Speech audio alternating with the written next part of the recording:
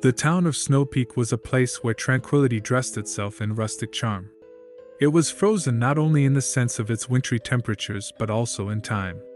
The Victorian-style houses, age-old traditions, and uncannily close-knit community made it feel like a town stuck in a snow globe. Samuel's infatuation with the bizarre and unexplained had led him to many such remote spots, but Snow Peak was different. It carried a heaviness, a quiet dread that hummed under the everyday niceties and cordial smiles. He had arrived here not as a tourist but as an investigative reporter. His mission was simple but far from ordinary: to unveil the truth behind the Wendigo stories that had bled into the pages of Snow Peak's history and into the darkest corners of its inhabitants' minds. Gripping his worn-out leather suitcase, he checked into the town's quaint little inn. Mrs. Hawthorne, the innkeeper, was a kind, plump woman with wizened eyes and an aura of silent fear that Samuel quickly noticed. He wanted to dig deeper, to start his investigation straight away, but the long drive had left him exhausted. He thought it best to rest and start afresh in the morning. Every instinct screamed at him that he was on the brink of something profound. Little did he know, this journey would be far more chilling than he could have ever imagined. As he lay down in the soft, creaky bed, his mind was kept afloat by the whispers of the Wendigo. He'd heard many tales of supernatural creatures during his career: ghosts, spirits, and devil dogs. But stories of the Wendigo had a different tone, a haunting genuineness. Those who spoke of the creature did so with a shiver in their voice, a fear trembling in their hearts, and a dreadful reality glinting in their eyes. This no longer felt like just another story or assignment, his journalistic curiosity finding itself progressively consumed by a dread-filled fascination. In the silent cradle of night, Samuel was suspended between the eerie calmness of Snow Peak and the waves of chilling stories waiting to be unraveled. The world as he knew it was about to shift, replacing familiar landscapes with hallowed woods and peaceful night winds with haunting cries. Just on the fringe of his consciousness, the small town's secret hummed its dread-laden lullaby, luring him into an unknown world. Samuel closed his eyes, unaware that when they opened again, his last day of normality would be transformed into a terrifying voyage of unraveling the dread that was the Wendigo. Morning arrived with the persistence of a practiced intruder. Samuel opened his eyes to the snowy panorama, the white landscape a deceiving mask of tranquility. He could still perceive that underlying hum of foreboding that had haunted him throughout dreamless sleep. Shaking off the eerie feelings, he decided it was time to explore. Samuel started his investigation the old-fashioned way, going straight to the source. He decided to begin with a visit to Mildred Harkness, the town's aging historian. He had heard that Mildred had a personal collection of tales, encounters, and chilling recounts about the Wendigo passed down through local families. Mildred's house, itself a relic of former centuries, hid within a forest cove on the outskirts of Snow Peak. Samuel followed the narrow path laden with fresh footprints in the soft snow. The crunch under his feet seemed out of place in the serene silence that blanketed the forest. The warm, tea-infused air of Mildred's home was a delightful contrast to the frosty gloom outside. She was a ready talker, generously offering tales that whispered through the town, stories of mysterious disappearances, of bone-chilling howls heard in the dead of night, and worst of all, sightings of the dreaded Wendigo. Just a wisp of a creature it seems, at first, white as the driven snow. Mildred began, her voice a hushed whisper. But then you see its eyes, red as the heart's blood, and hear the terrible sound it makes, like the wind crying through the lonely woods. It's a harbinger of sorrow, death, and despair. As Samuel listened to Mildred's recollection, the hair on his neck prickled. He could feel the environment in the room shift as the stories morphed from historical to horrifyingly personal. Stories told by the people of Snow Peak were not fiction woven by imaginative minds. They were narratives of interactions with a real, tangible terror. The sun had begun to sink when Samuel stepped out of Mildred's house. Dread weighed heavy in his chest, and the shadows of the woods seemed more treacherous as he navigated his way back to the village. The town was settling into quiet unease as night crept in. The hum of conversation from the local pub enveloped the square, a delicate attempt at maintaining normality around the whispered fears. As he walked back to his inn, the cold wind echoed around him. Was that, he wondered, the wind crying through the lonely woods as it had been described? Or was he merely letting the stories affect him too much? The night was about to get even stranger, and Samuel would soon discover that Shadows and Snow Peak held far more than just the secrets of the Wendigo. Twilight painted Snow Peak in ethereal hues as Samuel trudged his way back to the tavern. He sensed a palpable fear in the shared glances, heard it in the whispered conversations, and felt it in the chilling wind. Snow Peak was a town under siege of an unseen monster that everyone believed in, yet no one had concrete proof of. As a man of evidence, Samuel had his doubts. The Wendigo could be nothing more than a paranoia-fueled folktale, reflected fearfully in every shadow. But Samuel had also learned not to dismiss local lore lightly, especially after encountering the tangible fear in the people's eyes. For the Night Eagle, danger wasn't always seen or heard, sometimes it was just felt. Stifling his growing unease, Samuel decided to retreat to his room for the night. The unsuccessful attempts at rationalizing the fear were slowly draining him. Snow Peak's cryptic mix of beauty and fear were beginning to seep into his soul. That night, Samuel dreamed. He was walking through the snow-capped forest, the cold crunch echoing into the ivory twilight. Suddenly, a guttural howl split the quiet. It echoed, bounced around the trees, filled the air until there was nothing else. He turned around and saw a pair of blood-red eyes staring at him from the depths of the night. He woke with a start, the remnants of the dream refusing to fade. Dawn found him staring into the pristine wilderness. He was determined to find answers, to uncover the truth behind the beasts lurking in the snowy shadows. Fear would not deter him. Armed with his gear, Samuel set out towards the heart of the forest, towards the sightings. It was an eerily calm day. The ordinarily lively forest seemed subdued, the birds chirped hesitantly, while the wind whispered strange lullabies into the silence. Such was the terror of the Wendigo.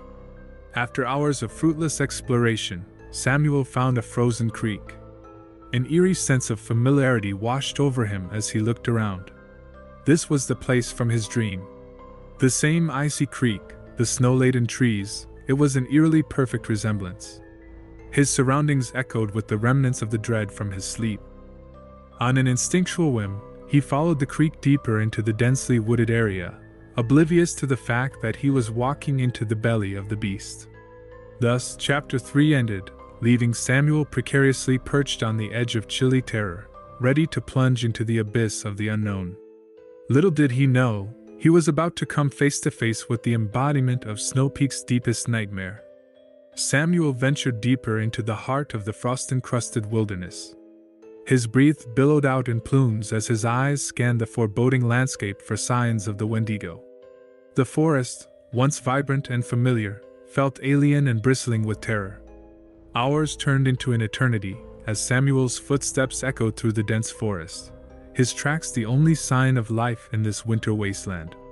He almost missed the chilling details on the edge of his vision. Gouges in the ice on the creek, deep and fresh, leading towards a cavernous maw hidden within a rocky outcrop nearby. A casual observer might dismiss these marks as signs of typical wildlife activity.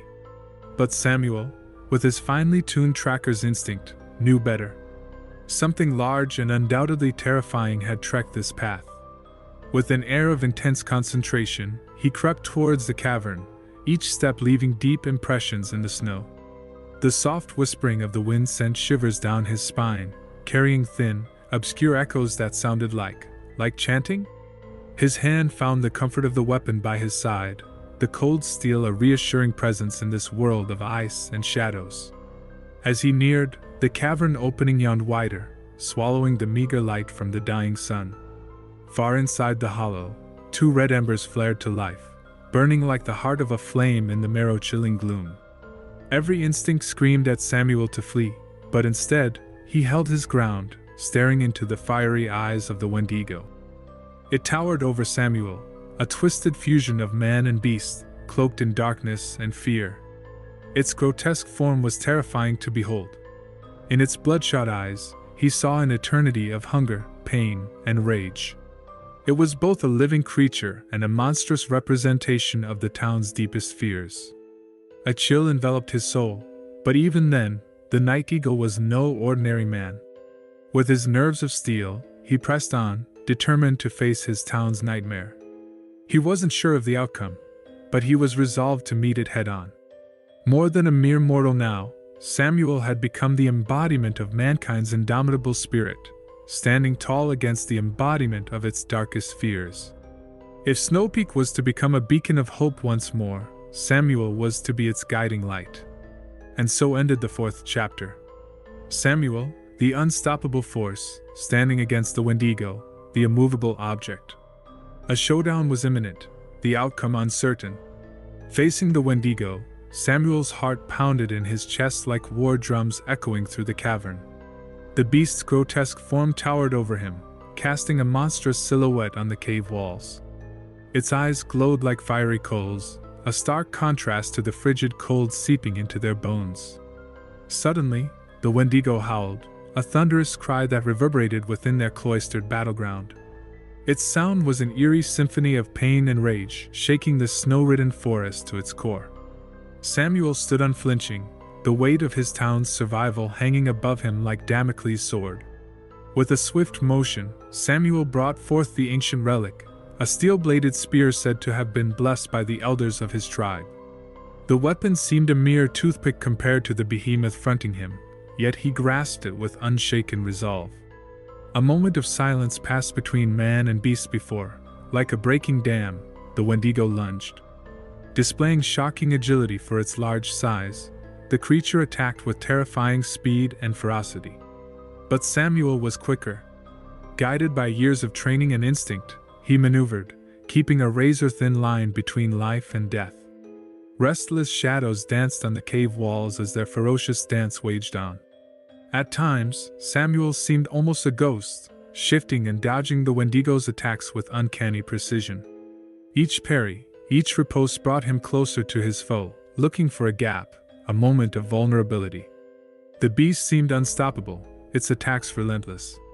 But Samuel saw it, the fleeting moment when the Wendigo's attentiveness faltered. Seizing the opportunity, he lunged, driving the spear into the beast with all his might. A gut-wrenching screech echoed through the cave. The Wendigo staggered, its demonic eyes wide with a sudden realization of pain and mortality.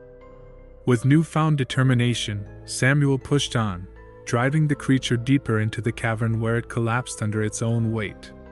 His breath ragged and adrenaline rushing, Samuel finally let free a sigh of release. The beast lay vanquished, its fiery eyes dimming to a haunting void. The grim shadow of fear that had cloaked Snow Peak began to lift as Samuel, our hero, stood tall amidst the fallen monstrosity. This was the confrontation foreseen, the dire struggle between man and beast waged in a wintry nightmare only to end with dawn's promise. Samuel, holding the icy touch of victory, was ready to bring light back to his town, Snow Peak, ready to herald the dawn of a new age. Samuel's return to Snow Peak was unlike any he had experienced. The once desolate town, shrouded in fear, sprang to life as word of the beast's defeat spread. People poured into the streets, their laughs distinct in the crisp morning air, their muffled footsteps crunching fresh snow underfoot. It was as if, with the Wendigo's defeat, hope itself had been rebirthed. At the heart of it all, Samuel could only afford a weary smile, exhaustion seeping into his bones. His body ached from the confrontation, but his spirit was unbroken, fueled by the people's joy and relief. Parents held their children a bit tighter, laughing and smiling with pure hearts. The elders sang of courage and victory, their voices echoing through the elms and birches, their tales weaving the fabric of their history. The tavern overflowed as men and women rejoiced, their jubilant cheers filling the once quiet town. Streamers of vibrant hues crisscrossed the marketplace, bending with the breeze. Snow Peak, under the first rays of a new dawn, transformed from a town gripped in terror to a jubilant community toasting to triumph.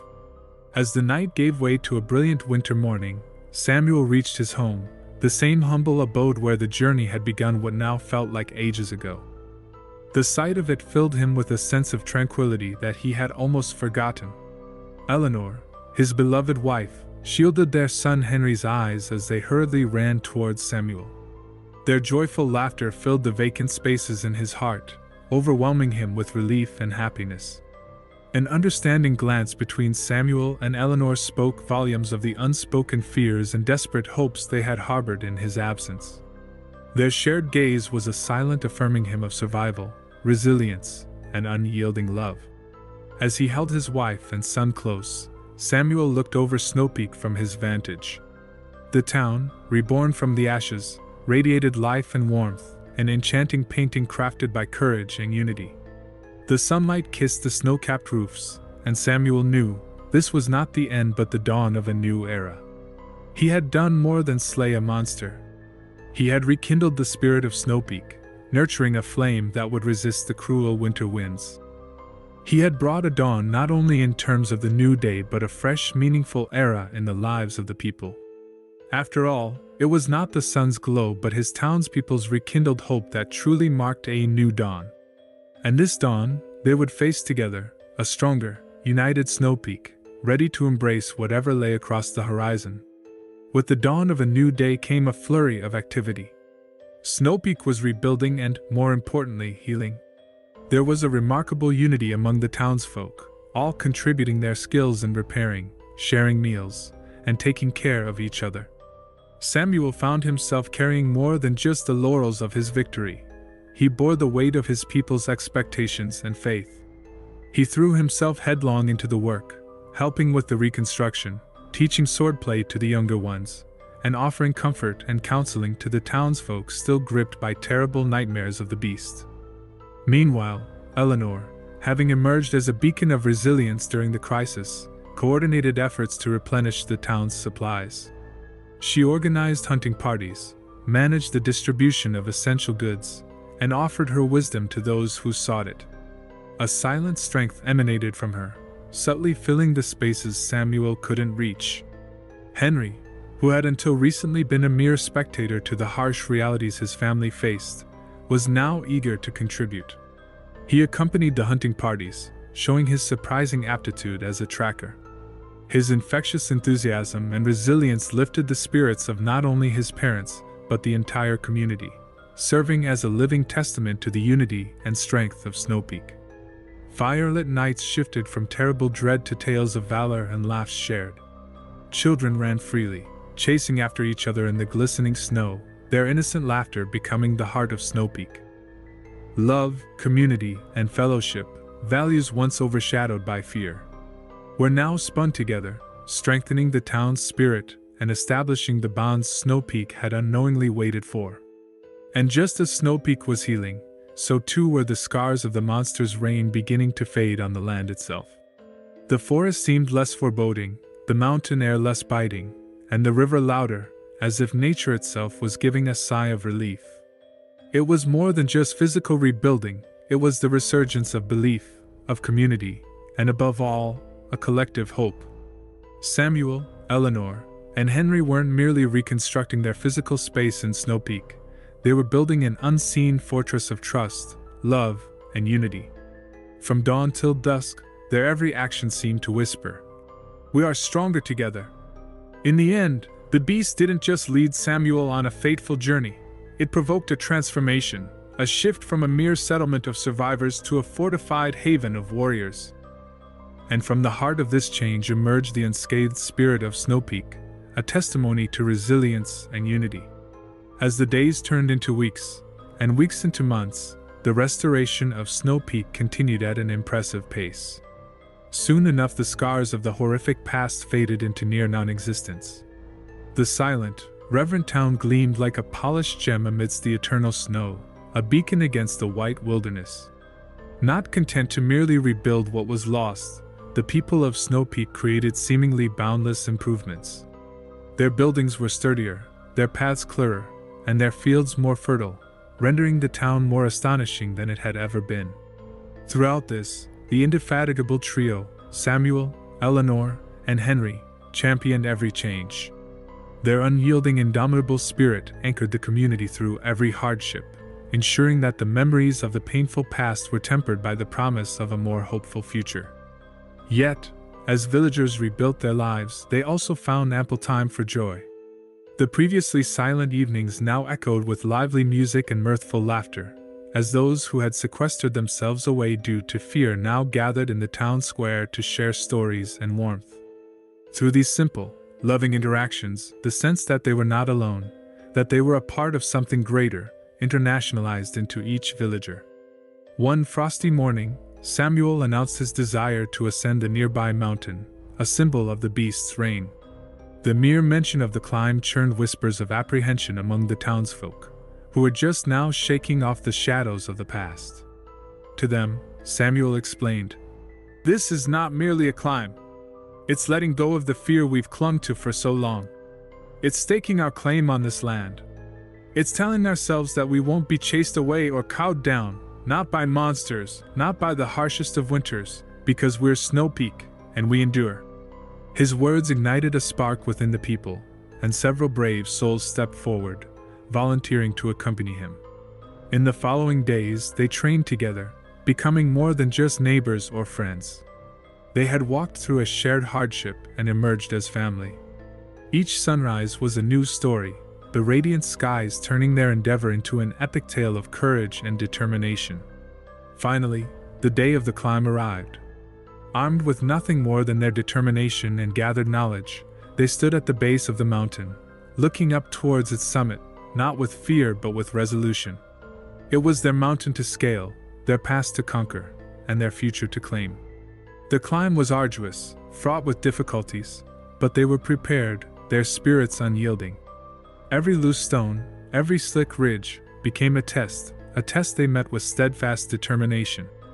The ascent, it seemed, wasn't just a physical one, but a spiritual journey, a willful ascendance above fear and despair. In that moment, they were more than mere villagers. They were mountaineers, carving their path across uncertainty, their spirits united under the crystal-clear sky. As they soldiered on, the blinding, white summit drew closer and the tremendous weight of their past slowly faded. They weren't just scaling heights, they were transcending their fears. As they placed the flag of Snow Peak on the top, there was a palpable power in their accomplishment, a power that transcended their individual selves, binding them in a shared victory. It signified a triumph not just over Mother Nature's imposing titans but also over the somber remnants of a haunting past. And with a shared cheer that cascaded across the valleys, reverberating out to every corner of Snow Peak, they celebrated this victory over fear, as a new dawn arose the following day over the reclaimed spirit of Snow Peak. After the successful ascent, Snow Peak's residents were never the same again. The triumph had filled them with courage and hope, infusing every action, thought, and ambition. Together, they had faced one of the city's darkest symbols of fear and emerged victorious, not only redefining their community's narrative but also their individual identities. The first post-climb winter turned out to be a joyous one. What was once marked as an onset of harsh and lonely times now signified the strength and unity of Snow Peak. The grand feasts at the town square were not marred by fear of the unknown, rather, they were illuminating celebrations of fortitude. Samuel took to teaching climbing to children, sharing with them stories of their ascent. The gleaming eyes of the young listeners shone with a bravery that was before buried beneath layers of fear and insecurity. For Eleanor and Henry, they found themselves branching out into unexplored territories. Eleanor began documenting the chronicles of Snow Peak and its triumphant transformation, while Henry, in solidarity, brought back the long-forgotten artistry, molding Snow Peak into a hub of creativity. Each ship that docked at Snow Peak carried not only supplies but also messengers from distant lands. Word of the town's incredible transformation had traveled far, and along with the traders came those curious and eager to learn from Snow Peak's example. Its transformation story was rapidly becoming an inspiration for numerous other secluded communities, urging them to glance beyond their present adversities. The bards and troubadours loved to recount the tale of Snow Peak, enriching the fabric of folklore and inspiring countless listeners. Visitors marveled at the unity of Snow Peak, its courage in face of adversity. The tale provided a ray of hope to many a land engulfed in their own fears and tribulations. The city was no longer known for the mountain beast, but for the indomitable spirit of its people. An unforeseen empathy bonded the townsfolk, as they recalled their past, not as a period of terror, but as a testament of their endurance. They had experienced a transformative journey, from living in the monster's shadow to standing in the bright, warm sunlight of courage, resilience, and community spirit. The present Snow Peak was a far cry from its past, a town not so silently etched away under the layers of snow, but one that stood tall and proud, embracing its past and looking ahead into a promising future. The mountains still stood overlooking the town, no longer a symbol of fear, but a monument to their courage, a reminder of their triumph. Their past would never be erased, rather it became a part of their collective identity, making each victory more meaningful and each joy more profound. This is the legacy of Snow Peak, a testament to the fact that even under the harshest of winters, in the most testing times, a single spark of belief can ignite an unyielding flame of hope and resilience, transforming the fate of not just a single person, but an entire community at once. Concluding this chapter of their lives, the people of Snow Peak now stood ready to carve a newer, triumphant future. Their story was no longer just their own, but a beacon illuminating countless, stretching across the vast expanse of the frozen ocean, reaching other secluded communities and inspiring them to face their own mountains. For the future, Snow Peak had much more to offer. However, that calls for another chapter, another volume, in the ever-unfolding, marvelous tale of this spirited community. As the fresh scent of spring filled the air, Snow Peak was bursting with activity. The terrifying legend of the monstrous mountain seemed long forgotten, replaced by the vibrant hum of labor, creativity, and triumph. The tale has evolved, illustrating not just the town's survival but the tale of its stunning recreation. The once desolate town square now beat with the heart of the town. Guilds were formed to encourage arts and voicing opinions. Children gathered to participate in Samuel's weekly adventure class. The craftworkers faithfully trudged to and fro Henry's creative hub, while Eleanor's intimate documentation had now grown into a town chronicle that fetched travelers from afar. Marcus, a newcomer to Snow Peak, was particularly intrigued by the newfound rhythm of the town. A merchant by trade and an explorer at heart, Marcus had embarked upon a voyage across the frozen seas, having heard the impressive tales of the transformed town. The resilience and unity exemplified by the people of Snow Peak were the subjects of songs sung in far-off land taverns. While navigating the complexities of setting up his own shop in the heart of the town, Marcus found the people of Snow Peak to be nothing less than extraordinary. He began to admire how fearlessly they embraced their past to pave the way to an unseen but promising future. In their stories, he found lessons not only in courage but in the ability to see opportunities and adversities, in changing one's narrative towards optimism and resilience. As the months passed, he began to understand that the ascent of the mountain was not an end in itself but rather the beginning of this town's renaissance.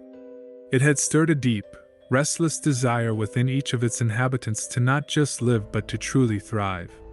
The transformation was profound, as if a resilient blossom had sprouted from an icy desert. Indeed, at the heart of the town square, where once shadowed by fear, now stood a sculpture crafted by Henry, a beautiful, colossal, brass blossom that served as a testament to their rebirth. It stood defiantly in the face of the mountain, petals spread towards the sky, grounded on a base engraved with the names of every townsfolk of Snow Peak. It wasn't just a symbol, it was a promise to each other of unity, resilience, and a relentless pursuit of prosperity. The blossom of resilience, as it was christened, soon became the emblem of Snow Peak. It served as a beacon for every lost voyage, and more importantly, it was a constant reminder for the townsfolk to never forget their roots, their history, that they were survivors, overcomers, resilient beyond measure. Marcus trotted to his newly established shop, grinning at his wise choice to relocate to Snow Peak. There was a profound understanding in his heart. Snow Peak was not just another town. It was a symbol, a testament to the indomitable human spirit and the power of unity, resilience, and hope. As the year drew to a closure, the people stood firm and prosperous, ready to face any challenge that might come their way. for they were no longer the remnants of a fearful past but bearers of a resilient future. The spirit of Snow Peak no longer dwelt in the shadows of fear. The essence of the town, its people, had emerged as the blossom of resilience, nurturing, embracing their past, and valiantly flourishing against all odds.